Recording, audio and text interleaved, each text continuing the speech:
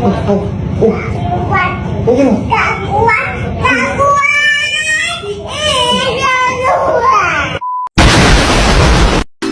Mbak nggak bingung? Semua manusia di muka bumi ini bingung Mbak. Nanti nggak bingung kalau udah di surga.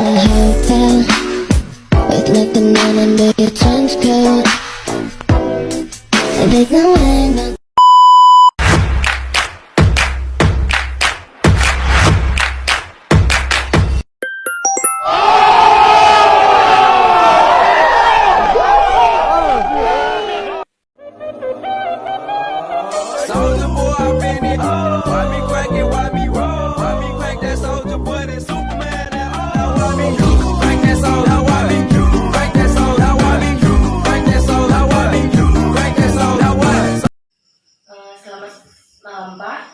Di sini kami dari perkenalkan, nama saya Desi Yuliana Sinangga. Saya dari Prodi Pendidikan Bahasa Indonesia. Dan ada teman saya. Perkenalkan Pak, nama saya Ferdinand Tahayat dari Prodi Bahasa Indonesia. Iya Pak. Sebelum kita memulai podcastnya, bolehkah Bapak bersedia memperkenalkan diri Bapak?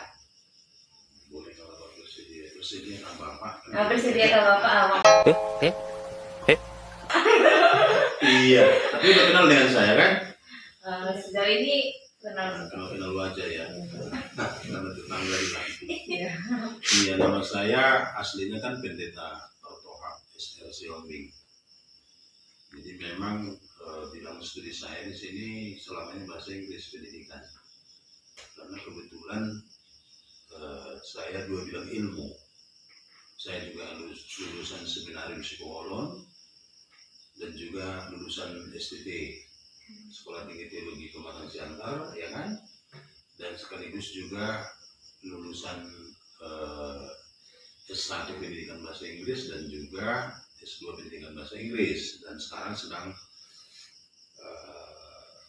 studi di LPBI, di Institut Terapan Bahasa Inggris di Unimed untuk program S3. Itu saya, dan istri di rumah guru saragi dengan 3 orang anak, 2 laki-laki, 1 perempuan. Yang paling besar sekarang sedang mengambil S1 di Medan bidang pelatihan olahraga, dan yang kedua baru ini masuk perguruan tinggi negeri di Universitas Pajajaran jurusan teknik informatika. Sedangkan anak yang ketiga cewek perempuan ini sekarang kelas 3 ini baru selesai kelas 2 ya, baru naik kelas. Nah, puji Tuhan dia akan naik kelas 3 dan tanggal 10 ini akan berangkat ke USA, Ohio, United States of America, dalam rangka pertukaran pemuda dari sekolahnya di SMA KBP Pematang Siantar. Itulah saya. Karena itu saya sekarang sebagai dosen pendidikan bahasa Inggris, tapi baru tadi sudah pindah home base menjadi dosen prodi pendidikan agama karena baru buka ya, sudah keluar izinnya. Jadi saya diminta supaya menjadi dosen di prodi pendidikan agama. Itulah, dan saya menjadi dosen di sini sebenarnya mulai tahun 2009. Tetapi sebagai pelayan di HKBP, ya kan, saya ditempatkan oleh pimpinan HKBP tahun 2013 definitif di sini menjadi dosen sampai sekarang, kan begitu ya. Jadi di samping dosen, selama ini saya juga dipercaya di beberapa kegiatan, pernah juga sebagai sekretaris PPL, ya kan, setelah menjadi sekretaris PPL, kemudian menjadi koordinator PPL, dan kemudian itu di FKIP Universitas HKBP Medan. Iya, ya kan. Lalu sekitar tahun 2022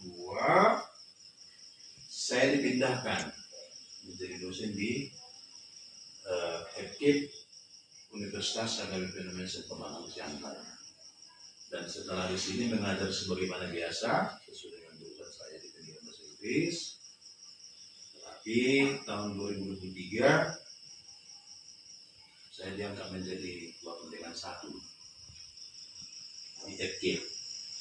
Dan kemudian 1 tahun setelah itu pada April 2023 ya kan, 2022 tadi ya, 2022 diangkat menjadi wakil dekan, baru 2023 diangkat menjadi wakil rektor 3 bidang kemahasiswaan. Itulah saya secara sederhana. Sudah kenal dengan saya? Terima kasih atas perkenalannya. Berarti perjuangan Bapak itu banyak gitu kan Pak, mulai dari tahun 2013 tadi sampai 2024. Kira-kira kalau misalnya Bapak bisa sharing-sharing gitu kepada kami, gimana sih perjuangan itu mencapai sampai saat ini Pak? Yang menarik itu bukan mulai 2013 sebenarnya, mulai tahun 90-an. Orang tua saya kan cepat meninggal. Jadi karena itu saya harus berjuang sendiri. Karena jarak meninggal antara orang tua laki-laki dan perempuan hanya 25 hari. Jadi waktu itu saya di Tarutung, namanya Sekolah Menengah Ekonomi. Jadi mereka meninggal. Setelah meninggal, sementara saya masih sekolah. Oleh karena itu saya berjuang sendiri. Jadi di Tarutung itu dulu saya pernah menjadi tukang sorong. Gak kenal tukang sorongnya, tukang pundak barang yang dibaca-baca itu. Lalu pernah juga kerja di Panglong, toko kayu, toko perkayuan. Lalu pernah juga saya di Dorsmir. Jadi kalau tukang sorong ini kan kerjanya jam 4, jam 3, jam 4 sampai jam 6 pagi. Jadi di Pajak Tarutung itu turunlah barang di pasar besar, diangkat dari ke pajak naik sorong. Kita lahkah. Baru sorenya lagi pajak tutup jam 6, jam 5 kita sudah mulai mengangkat barang sampai jam 7. Keluar dari pajak, tapi di Tarutung itu kan dulu 2 kalinya pekan, itu pekan Rabu dan Sabtu. Lalu hampir tiap hari saya kerja di Panglong. Panglong itu jual beli kayu, yaitu mengeluarkan kayu dari gunung ketika ada pembeli, itu berat-berat itu kayunya. Dan ketika kayu datang dibawa truk, kita menyusunnya ke dalam, termasuk mengantar kayu yang dibeli ke kampung-kampung naik mobil kan, itu kerjaan kita dulu.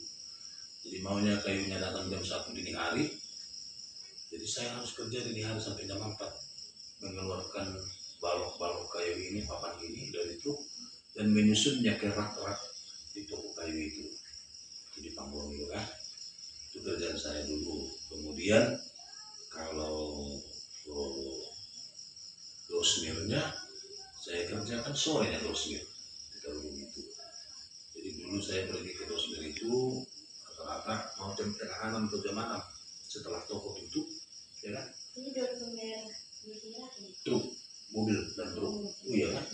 Jadi dulu belum pakai mesin seperti sekarang, masih yang apa gini, pakai baju itu, pakai semen tembok itu kan. Kalau kita nyuci gini, dan Tarutung kan dingin kali Tarutung dulu. Jadi kita kan nggak teratur makannya Indomie, telur, lalu karena dinginnya minum Vigor, melawan apa ini, jadi sering sakit-sakitan dulu.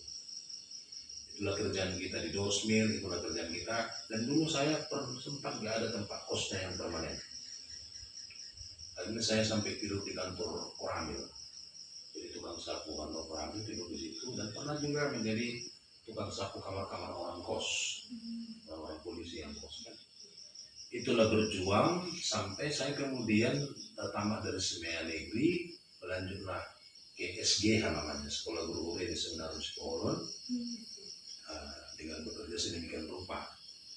Begitulah saya setelah tamat. Waktu itu ada konflik HKBP, baru saya kemudian ditempatkanlah. Awalnya di daerah Belum Merangir, tetapi ditolak karena konflik HKBP. Kemudian saya menjadi guru kuliah di HKBP Perkebunan Pendungan mulai dari 93 sampai dengan 2003 di sana. Dan waktu di Tonduan saya pernah mengajar di SD, mengajar di SMP Honor, walaupun bukan guru, kan, mengajar les kayak gitu, ada les musiknya segala macam, karena harus biasanya pandai main ini kan. Nah, dan tahun 2001 saya kuliah ke Nomensen di sini, ngambil S1 pendidikan bahasa Inggris kan. Nah, saya nikmati lah itu. Belum tamat saya dari Nomensen, ya kan, S1-nya. Kemudian saya melanjut ke STT, jadi 2 kuliahnya. Setelah di STT, saya kuliah tamatlah Nomensen, dan 2008 saya lanjutkan lagi sebelum tamat dari STT mengambil S2. Akhirnya tahun 2010 samalah tamatnya STT dengan Nomensen, sama-sama tamat lah. Itulah pendidikan saya, kemudian menjadi calon pendeta dan menjadi pendeta di Balipingan sampai mulai 2003 sampai 2013. Kemudian saya ditempatkan di sini menjadi dosen. Itulah perjuangannya. Begitu banyak perjalanan Bapak ya. Iya. Jadi kenapa bisa menjadi dosen? Yang pertama, semua itu kan karena berkat Tuhan. Kenapa? Kalau saya hitung-hitung, gimana saya dalam pikiran yang seperti itu bisa sampai pasca sarjana kan? Kemudian sampai bisa menjadi dosen. Jadi kenapa bisa dipercaya menjadi sekretaris PPL, menjadi koordinator PPL, wakil dekan 1 sampai wakil dekan 3? Yang pasti kan yang memilih bukan saya, yaitu karena kepercayaan.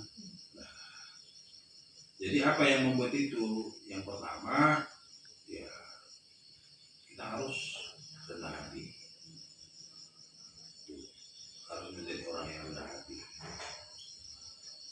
Rendah hati artinya mau dipimpin, mau diatur, mau diarahkan, mau dibimbing oleh orang-orang yang terlebih dahulu dari kita, yang lebih senior, yang lebih berpengalaman, apalagi pemimpin kita kan. Nah, karena mereka pasti sebagai pemimpin diberi kuasa bagaimana supaya kita bisa melakukan pekerjaan-pekerjaan itu. Kalau mereka sudah melayakkan kita melakukan satu kegiatan kan berarti mereka sudah percaya, dan kepercayaan mereka itu kan harus kita hargai. Apapun keadaannya di situ, apakah berat, apakah ringan, apakah susah, apakah sedih, atau gimana, yang pasti ya saya kan sudah mereka percayakan untuk itu, maka kepercayaan itu harus dihargai kan, sungguh-sungguh kan begitu ya. Jadi kalau kita mau dipimpin, kalau kita mau diatur, kalau kita mau dibimbing, kalau kita sudah dipercaya, ya janganlah gendalkan dirimu, hanya menjalankan apa yang di hatimu, yang di pikiranmu. Enggak. Ya sebagai orang yang dipimpin, jalankanlah apa yang diaturkan. Jadi nggak boleh, aku kan kayak gini, aku nggak bisa kayak gini. Ya kamu sudah bilang nggak bisa. Sesuai dengan apa yang diinginkan oleh pimpinan itu. Itu yang kadang-kadang. Jadi kalau kita nggak mau taat, nggak mau setia, nggak loyal kepada yang memimpin kita bukan percaya lagi. Nah bagaimana itu? Ya tergantung orang yang mempercayai. Orang yang mempercayalah yang mengetahui. Orang yang mempercayalah yang kita katakanlah yang melihat kemampuan kita. Orang yang mempercayailah yang melihat kelayakan kita. Ini bisa diatur, bisa dipimpin kan mereka kan.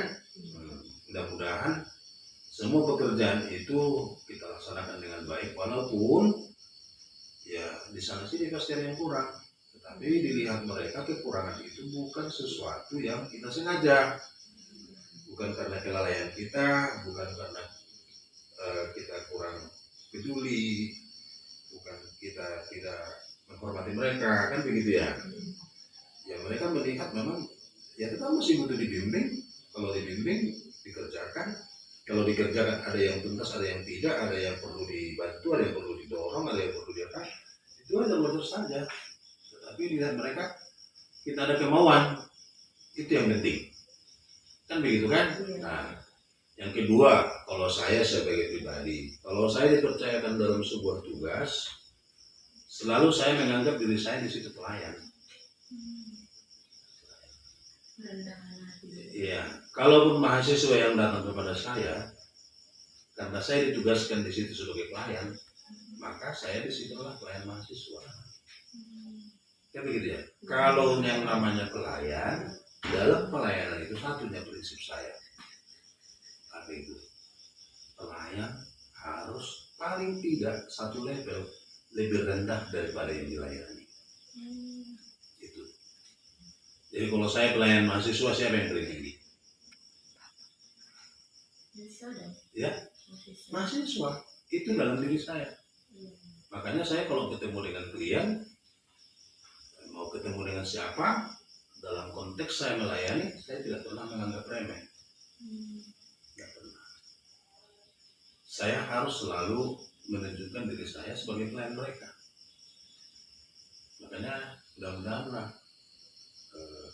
semampu saya pasti berusaha melayani apa yang seharusnya saya layani. Ya.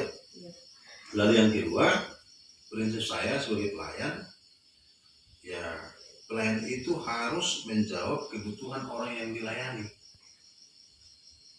Gak boleh pikiran saya yang memberikan kebutuhannya. Kayak gini lah, kamu butuh wawancara dengan saya kan? Iya. Kan saya yang nanya apa kebutuhanmu, yang mau saya layani. Barulah saya melayani. Gak bisa kuatur kau mau wawancara ya harus begini, harus begini, harus begini. Gak bisa. Kan tadi aku tanya kan, apa yang perlu? Iya kan? Apa yang perlu saya layani? Harusnya saya bagaimana?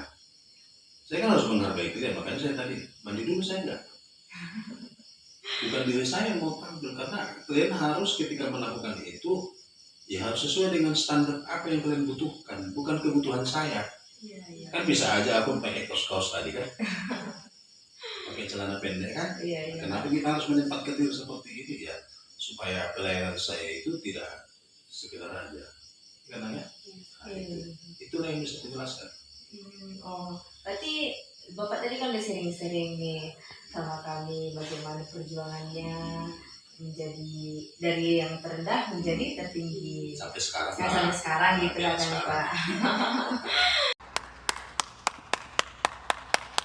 Jadi kami mau nanya sama Bapak juga, kan Bapak mengenal No Mention ini dari sejak tahun berapa? Dan perkembangan semenjak Bapak menjadi dosen atau menjadi WR3 di Universitas HKBP No Mention ini, bagaimana perkembangan terhadap universitas ini Pak? Ya, makasih lah. Jadi No Mention ini kan dulunya satu, yaitu No Mention yang berpusat di Medan. Jadi cabangnya di sini ada fakultas namanya FKIP. Tapi puji Tuhan, tahun 2017 keluarlah izin pendirian universitas yang baru dan diresmikan itu pada tahun 2018. Sehingga mulai tahun 2018 mulailah satu universitas baru beroperasi, mulai dari penempatan rektoratnya dan struktural semua, kemudian penerimaan mahasiswa, dan kemudian semua kegiatan proses belajar sedemikian rupa. Itu yang terjadi. Apakah ada peningkatan? Tentu dari segi itu sudah jelas. Dulunya ini hanya ekip, sekarang sudah menjadi 3 fakultas. Iya kan? Ada FBIPA, ada teknik PSDB, ya kan? Dengan 16 program studi sekarang. Kalau dulu di sini hanya 8 program studi ya. Hanya 8, sekarang sudah 16, 2 kali lipat ya. Nah, itulah dulu dari apanya, dari segi kelembagaannya. Artinya ya dulunya berdiri tanggal 7 Oktober 1954 ini ya, No Mention ini ya hanya beberapa fakultas, sekarang sudah beberapa fakultas hanya yang di Siantar, beda lagi yang di Medan. Iya kan? Itulah dulu perkembangannya. Dan itu tentu memerlukan tenaga, pikiran dan lain yang besar bagaimana mengembangkan ini. Begitu ya. Walaupun sampai sekarang tentu kita masih berjuang karena masih universitas yang baru. Ya kan? masih universitas yang baru, tentu membutuhkan ya usaha-usaha yang maksimal bagaimana yang baru ini supaya bisa mengimbangi perkembangan zaman dan juga universitas-universitas yang sudah terlebih dahulu. Termasuk di SDM-nya masih banyak di sini tenaga-tenaga yang baru, tenaga dosen, tenaga pegawai kan, termasuk peralatannya karena masih baru, tentu masih pembenahan, ya kan, masih pembenahan. Karena yang dulu itu sudah pindah ke Medan, ini mulai dari awal dia, ya kan, mulai dari awal dia. Itu butuh pembenahan dan itu sudah mulai pelan-pelan semua dibenahi, fasilitasnya, SDM-nya, kualitas dosennya, kan ya kan, kualitas pegawainya, termasuk gedung-gedungnya, semua media-medianya, itu masih proses. Nah, kalau kata kasarnya, hitung-hitungnya kalau uang kuliah kalian aja nggak cukup, belum cukup, karena ya terlalu banyak yang harus disediakan, dibenahi dan segala macam. Nah, hubungannya dengan saya sebagai WRT kan masih baru. Iya, artinya bulan Maret, April tahun yang lalu saya menjadi WRT dipilih kan. Sebelumnya sih diangkat menjadi PLT sekitar bulan 12-nya. 2022 definitifnya menjadi 2023 bulan April gitu ya.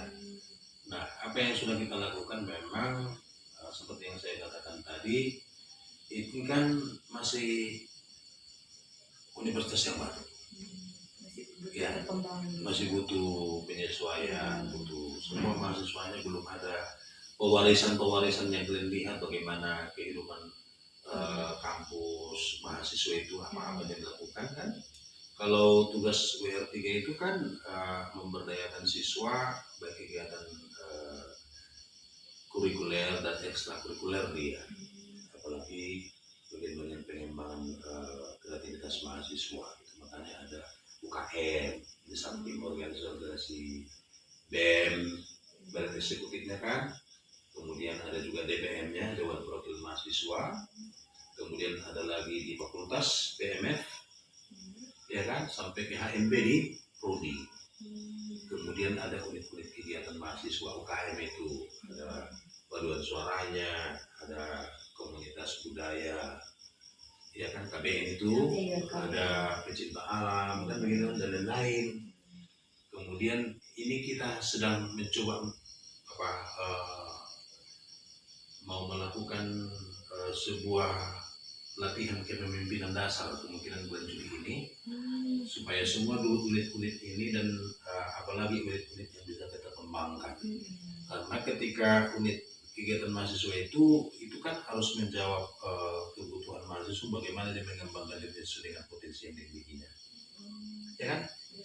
Dan ada yang potensi membuat karya ilmiah, ya kan? Ada komunitasnya, ada potensi bidang seni, kan? Seni itu banyak, ada seni suara, ya kan? Ada seni kerajinan tangan, ada sentra tari, sentra drama, dan banyak lagi kan. Nah, ini kan mahasiswa kan punya potensi-potensi di bidang itu. Ada lagi apa itu namanya busana, ini kan. Nah, lomba kecantikan, masak-masak dan segala macam. Ini bagaimana nih potensi-potensi mahasiswa ini supaya bisa digali, dikembangkan dengan kegiatan mahasiswa di sini. Itu perlu kan sebenarnya. Makanya kalau kita punya fasilitas, punya ruangan, mahasiswa bisa berkegiatan di bidang-bidang itu. Iya, sesuai dengan bakat minatnya itu kan. Ada yang berbakat, nah, ada yang berminat kan. Kamu apa bakatmu? Kira-kira kesukaanmu apa? Menari. Nyanyi. Bakat dengan minat beda dong. Kalau bakat itu kan yang kita miliki. Kalau minat bisa tumbuh karena lingkungan. Kamu suka menyanyi karena di lingkungan banyak orang menyanyi. Karena sering melihat orang menyanyi. Tapi belum tentu berbakat. Iya kan? Aku pikir tadi jalan-jalan naik kereta. Ada yang juga hobinya membaca, berdiskusi, berorganisasi. Banyak kali sebenarnya, dan itu masih proses kita mencoba memetakan itu bagaimana mengupgrade mahasiswa supaya mereka aktif di situ. jelaskan dulu. Ya kan? Kegiatan berorganisasinya lah, supaya mereka nanti menjadi orang-orang yang bisa jadi pemimpin. Karena kalian harus aktif.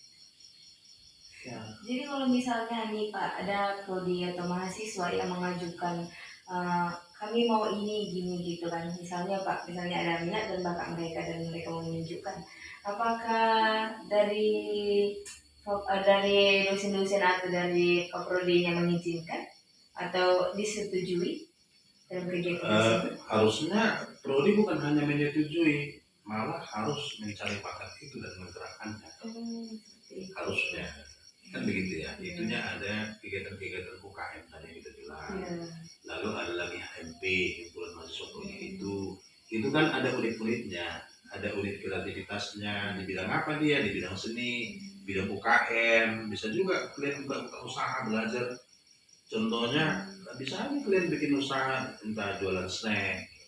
Kayak kemandirian gitu Pak. Iya, usaha kemandirian kan bisa. Kalau laki-laki bisa buka dropship bisa, karena itu juga adalah harus dipelajari. Kan mungkin di sini salon pun tidak perlu karena banyak mahasiswanya perempuan. Iya. Berarti universitas ini cocok lah membuka untuk kesalahan gitu Pak. Kalau menurut saya, kalau kalian minta, kalian udah sama kan? Iya Pak.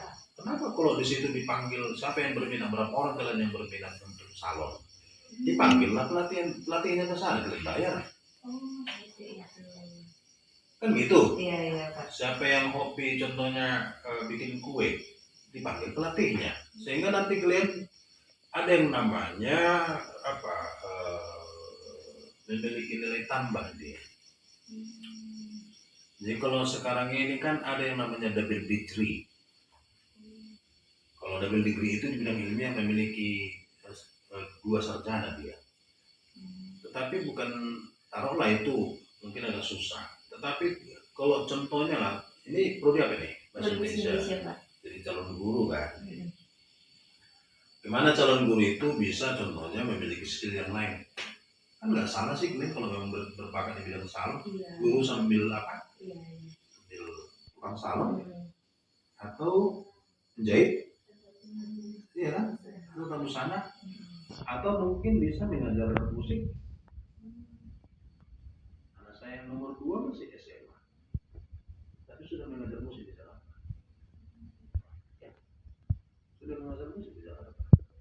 Bisa bermain piano, bisa kita lihat nanti. Kenapa bisa begitu? Karena dia latihan. Di samping dia belajarnya ada, ya kan, akademiknya, dia juga mempelajari non akademik berupa skill itu tadi. Nah, contoh lah, sangat itu juga sekarang pelatih olahraga yang perempuan. Contohnya kalian kan, seandainya lah kamu belajar 4 tahun bela diri, udah sabuk apa itu? Sabuk hitam. Kalau sabuk hitam kan kamu sudah bisa pelatih. Udah bisa pelatih. Jadi kamu udah bisa pelatih, padahal kamu SPD.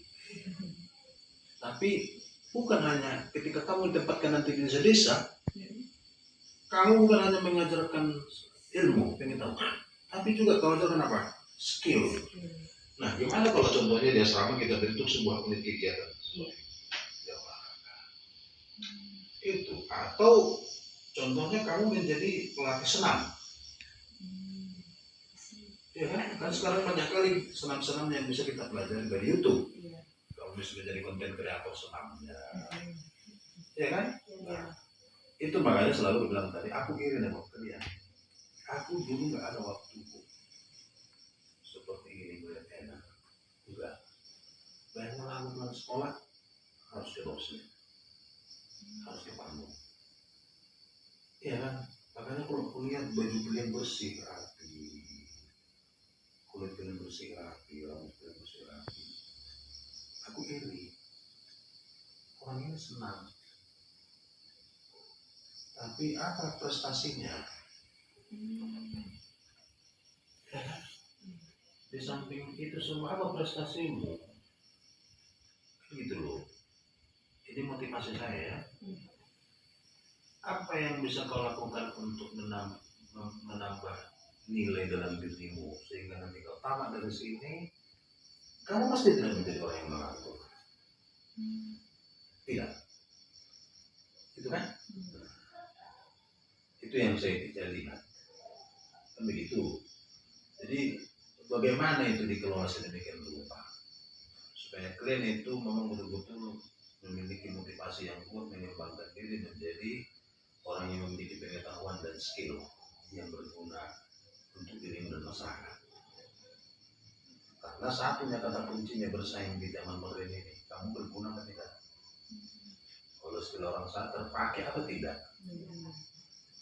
Ya kan, walaupun hebat barangnya, cantik, kalau nggak terpakai, maaflah. Sama aja kan, masyarakat kan. Yang dilihat orang kan sekarang pengetahuanmu yes, skillmu yes, berguna atau tidak atau tidak.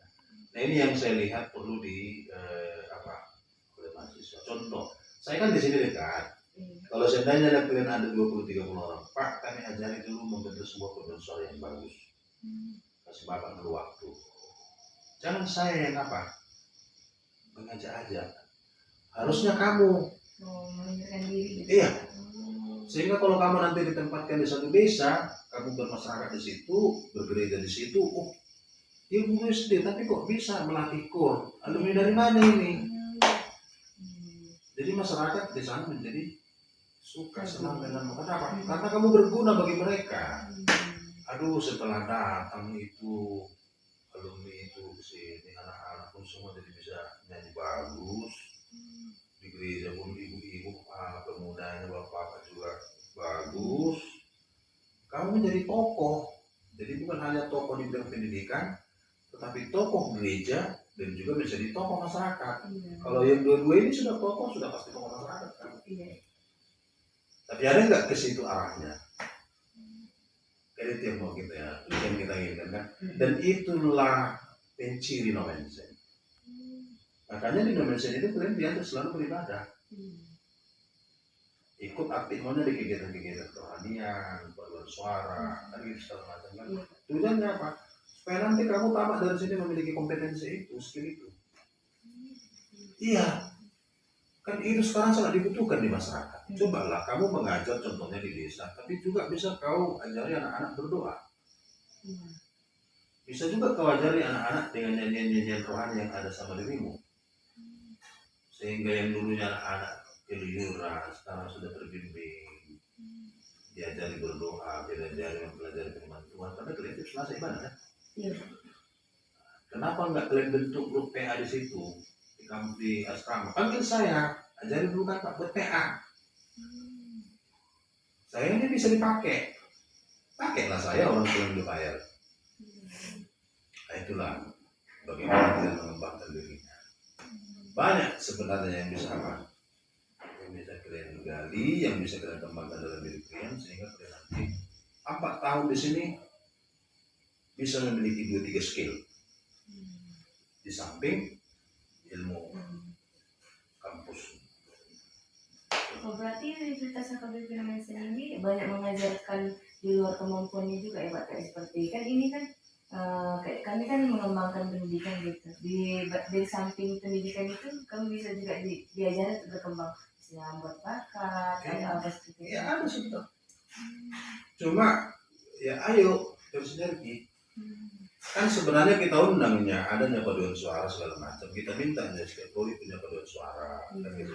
Kenapa tidak ada? Kan secara tidak sadar kan tiap prodinya diajak untuk menjadi pelayan ibadah tiap Selasa ini kan tujuannya apa? Supaya tiap prodi itu aktif. Jadi bukan untuk ditonton itu. Apa itu tujuannya? Kan harus dipelajari. Kalian kan mempelajari nyanyian nanti di situ latihan bersama.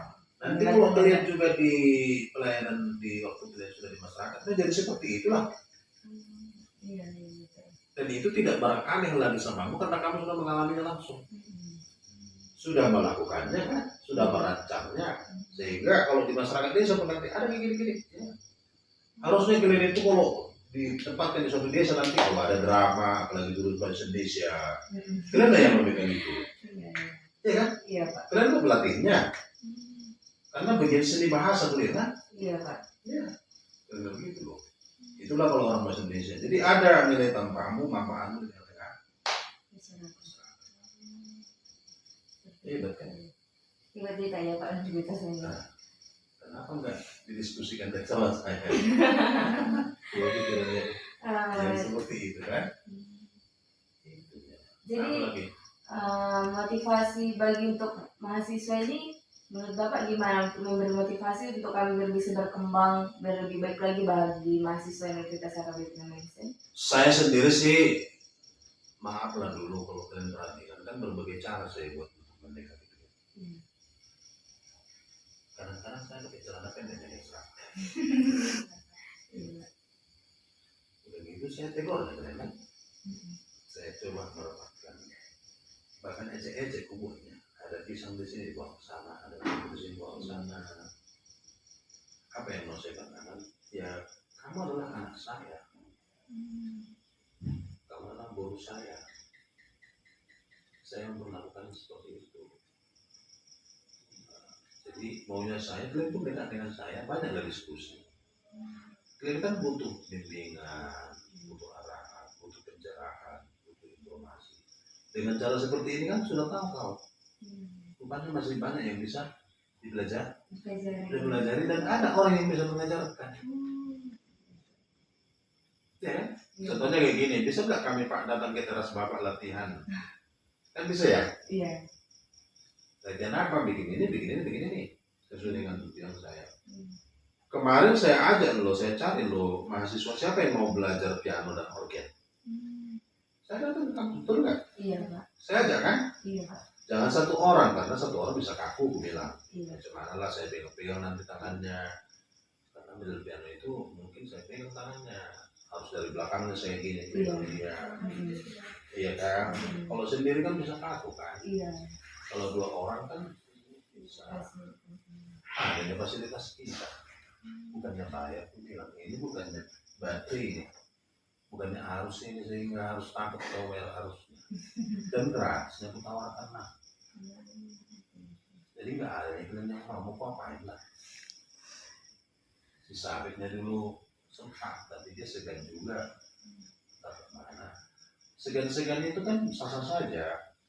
Tetapi kalau masih bisa kita, ya kan hidup ini kan taken gift ya kan. Contohnya kalau datang kau kemari segan kau ya bayar. Caranya bayar apa? Ya udah, satu rumah ini cuci piring kalau penting. Kalau apa bu? Kalau anak kayaknya ada kosong kan? Tapi kalau latihan, kalau harus itu yang kau pikirkan. Kalau harus taken gift, ini kan kalau harus bayar membayar, aku udah dapat ini, apa yang bisa aku berikan? Kalau harus berpikir begitu, kan banyak sih yang bisa kau lakukan di sini. Ikut kau entah bersihkan rumah atau apa. Aku gosok bu, ada kayaknya sambil kau duduk di sini cerita satu orang latihan, satu orang menggosok. Kan enjoy. Karena saya bercanda dulu sama kalian. Kalau kalian perhatikan itu, apa? Ada dulu sisa-sisa makanan di rumah. Dan tahun yang aku kehidupan di selama itu kan, orang selama itu kan sangat comok. Karena saya juga nggak sama. Saya belum mengalami. Karena asrama itu pucuk jamu pun laku. Iya. Makanya sih kalau dia makan nasi nggak tiga aku membuang. Enggak. Kalau ada daging sisa pasti kan aku kasih. Entah siapa ada jumpa aku. Buat daging itu sana. Kalau ada tentang buah, bawa ke sana. Iya kan? Rambutan itu aja udah berapa orang pak ini masalah kami ya kata.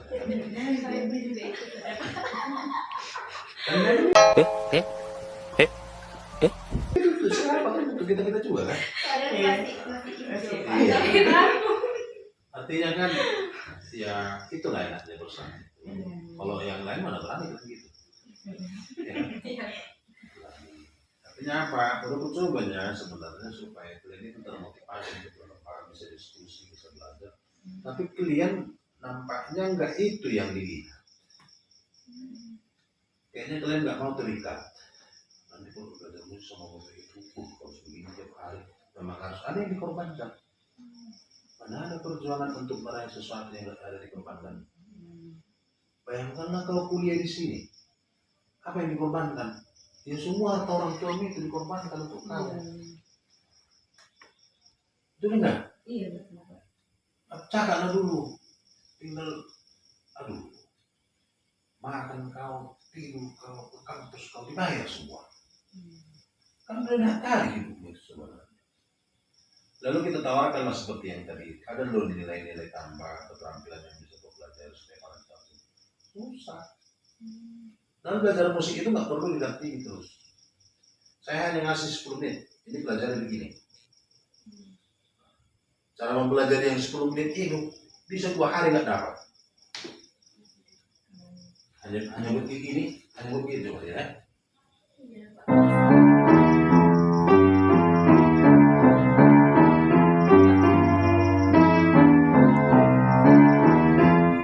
Ya, hanya ini aja.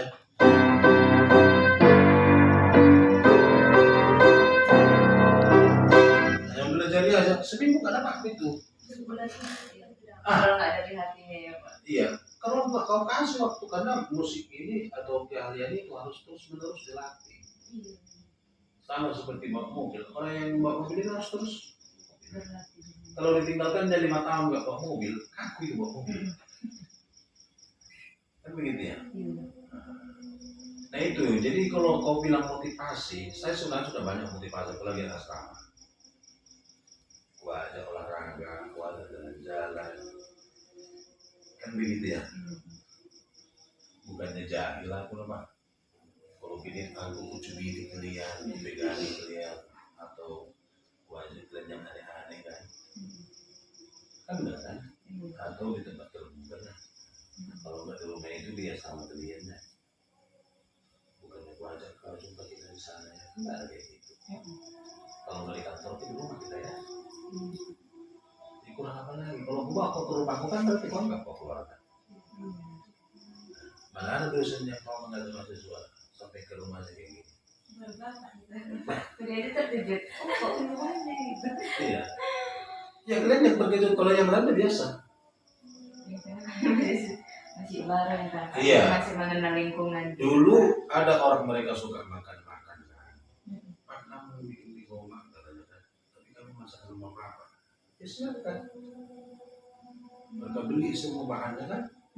Lalu masak di sini, nggak ada masalah. Hari-hari minggu gitu loh. Iya iya. Jadi gabungan di sini 10-20 orang dimasak, mereka lah satu buah di besar. Makan-makan mereka di sini kan sukanya. Sukanya. Gak ada masalah itu. Saya bilang, waktu itu kami kan ke gereja jam 10, mereka ke gereja jam 8. Kami berangkat ke gereja, mereka ada di sini. Masak kan, kami pulang dari gereja, mereka sudah siap. Iya. Terima kasih Pak atas motivasinya, arahan-arahannya kepada kami. Semoga bermanfaat untuk kami ke depannya dan pelajaran bagi kami juga atas pengalaman Bapak. Mungkin sampai sini lah pertemuan kita Pak. Sekian dan terima kasih Pak.